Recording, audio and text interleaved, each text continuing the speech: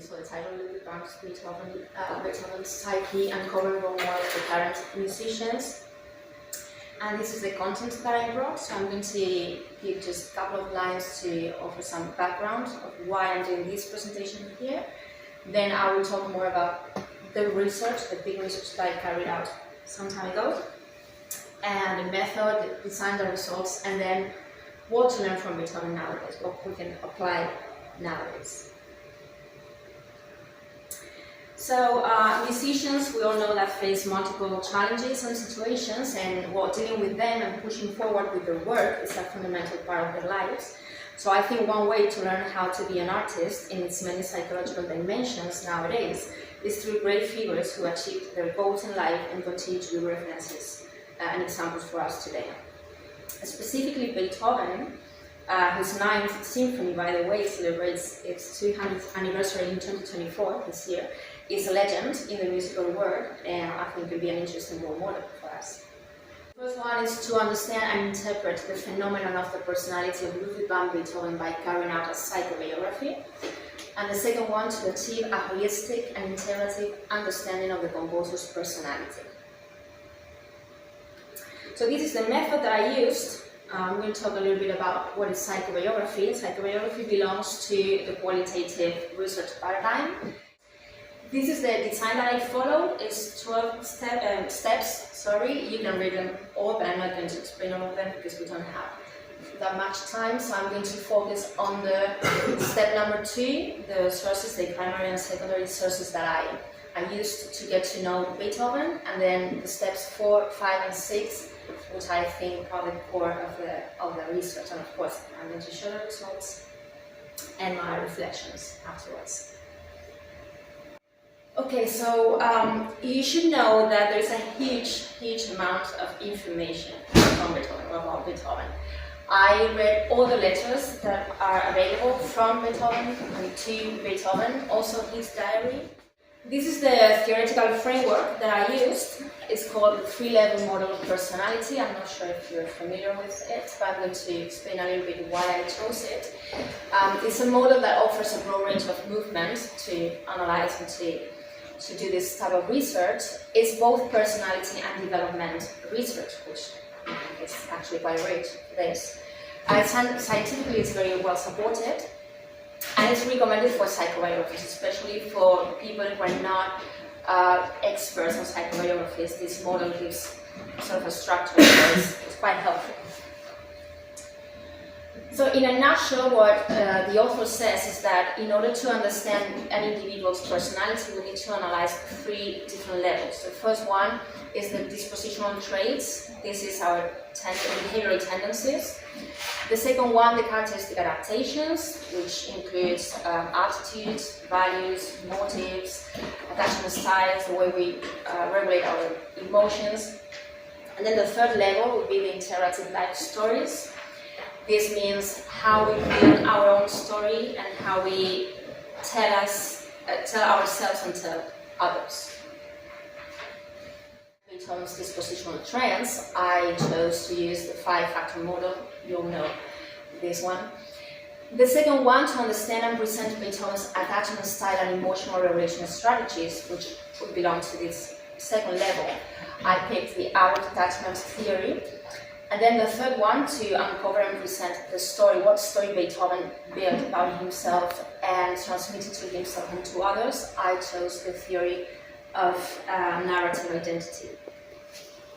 Well, I could go, results from level 1 shows that he had high levels of fantasy and aesthetics, strong moral values, and a clear emotional awareness. Also, high sense of duty and self-discipline, and a high desire for company as well as for helping others in need.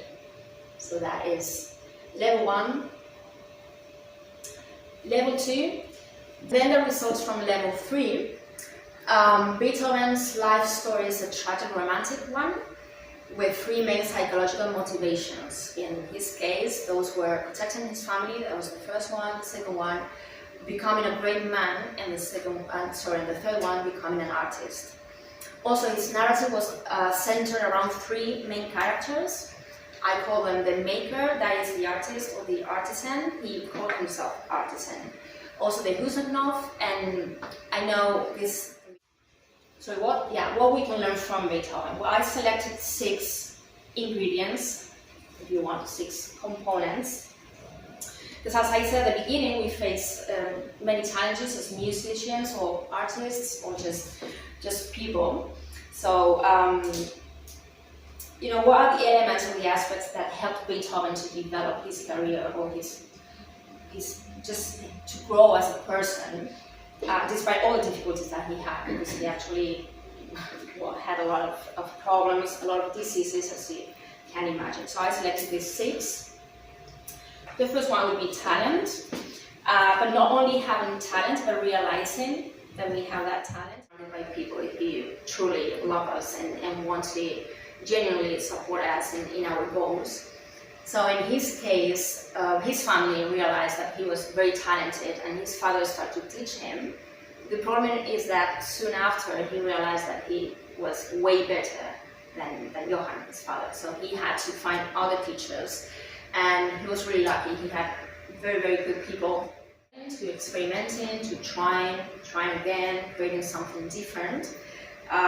Humans are born with that desire to understand and to explore. The problem is that we tend to abandon it and become quite complacent. Now, artists, that must often stretch this muscle of curiosity. So Beethoven kept this curiosity throughout his entire life. And on the one hand, he was always open to learn from those who come before him. So, for example, he transcribed Bach and Handel's music wherever he went, that he wanted to be himself and no one else.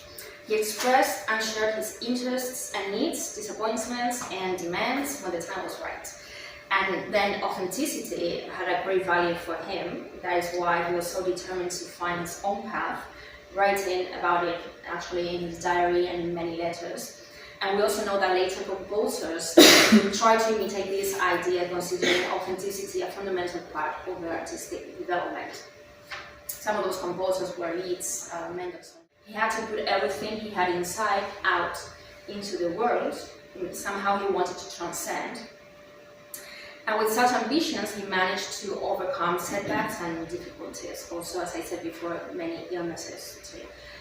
We collected, or someone collected, something that Haydn said in public once. He said, 100 of occasions I have always found that he is determined by his own will to sacrifice everything for his art.